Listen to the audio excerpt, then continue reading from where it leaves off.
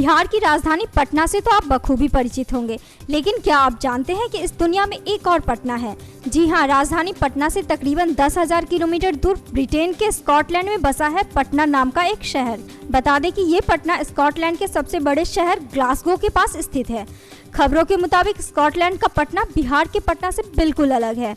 दरअसल ये पटना बिहार के पटना की तरह बड़ा शहर नहीं, बल्कि एक छोटा सा गाँव है जिसमें बस 2-4 रास्ते हैं जो शुरू होने के थोड़ी ही दूर जाने पर खत्म हो जाते हैं। यहाँ की आबादी 2-2.5 हजार से लेकर 3,000 के आसपास बताई जाती है और साथ ही कहा जाता है कि यहाँ ना तो शोर शराबा है और ना ही भीड़ भाड़।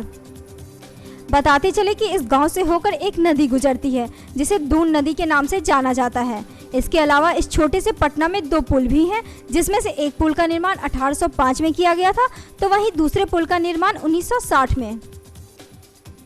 और अगर जानकारों की माने तो इस गांव का नाम पटना होना कोई संयोग नहीं है, बल्कि इसके पीछे एक इतिहास है।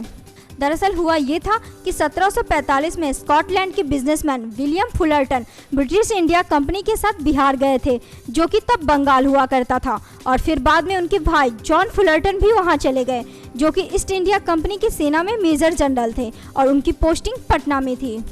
वहीं पर 1744 में उनके बेटे का जन्म हुआ था, उसका भी नाम विलियम फुलरटन रखा गया था। बता दें कि जॉन फुलरटन ने अपनी ज़िंदगी की अंतिम सांसें भारत के पटना शहर में ही ली थी। उनके गुजरने के बाद पूरा परिवार वापस स्कॉटलैंड लौट आया। यहाँ आने के बाद विलियम फुलरटन ने कोयला का कारोबार शुरू किया और फिर उन्होंने सन 1802 में इन कोयला कारोबार में काम करने वाले लोगों को ध्यान में रखकर एक गाँव बसाया, जिसका नाम विलियम ने अपनी जन्मस्थली के नाम पर पटना दिया। वहीं सूत्रों की माने तो यहाँ के अधिकतर लोगों को बिहार के पटना के बारे में पता है और वो लोग वहाँ जाने की चाह भी रखते हैं। नेक्स्ट 9 न्यूज़ के लिए रचना की रिपोर्ट।